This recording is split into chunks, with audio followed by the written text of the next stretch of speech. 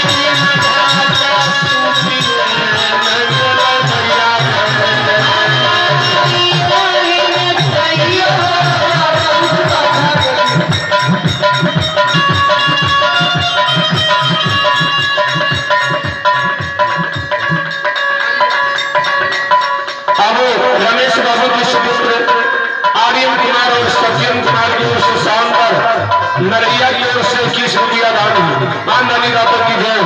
आपकी पूजनीय माता पिता की जय हो।